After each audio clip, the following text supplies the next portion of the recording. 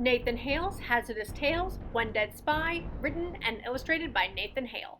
This award-winning nonfiction graphic novel is recommended for ages 10 and up, but is sure to be enjoyed by adults as well. One Dead Spy is the first book in the Nathan Hale's Hazardous Tales series. Although the series can be read in any order, I do suggest starting with One Dead Spy, since it introduces us to the narrators who will join us throughout the series. We have Nathan Hale, a Revolutionary War spy who's been captured and sentenced to death, the Hangman, an unexpectedly comedic individual, and then the Provost, a British soldier who's very straightforward and serious.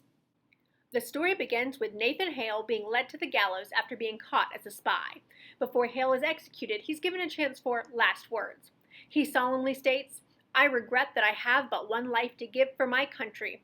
Upon uttering these now famous words, a bald eagle and a giant book, titled The Big Huge Book of American History, appears out of nowhere, and Hale is sucked into it.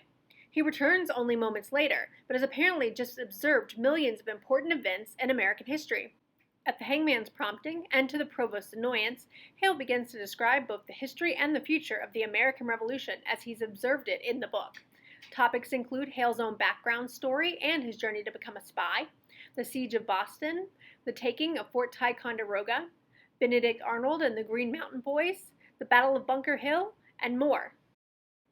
This graphic novel is an irreverent take on the American Revolution, filled with humor and excitement. Though at its core it's a nonfiction book, many of the events and characters are portrayed in a somewhat simplified and exaggerated way, emphasizing the core elements of each. The narrators, and especially the Hangman, make consistent comedic appearances that help to clarify points of history in a way that might otherwise detract readers from the fact that they're learning.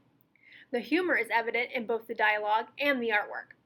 The design of the book uses a variety of elements that work well to tell the story and engage readers. A variety of panel layouts are used, from full-page splash art, such as at the reading of the Declaration of Independence, to action-packed pages that use smaller panels to depict motion and the passage of time. There's a limited use of color, with mostly grayscale, with the addition of red to highlight certain actions or objects. My favorite artistic choice in the book is the use of maps or infographics to highlight the details and provide clarification of historical events. These elements are worked seamlessly into the narrative, often alongside definitions of terminology with elements of humor. I appreciate how well this works in a graphic novel, as opposed to a book written in prose.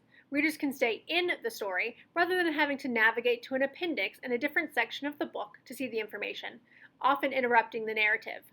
But there's also a bibliography in the back of the book for even more information.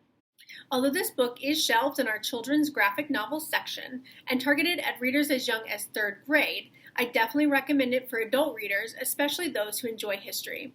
It's a fun and humorous take on this episode in history.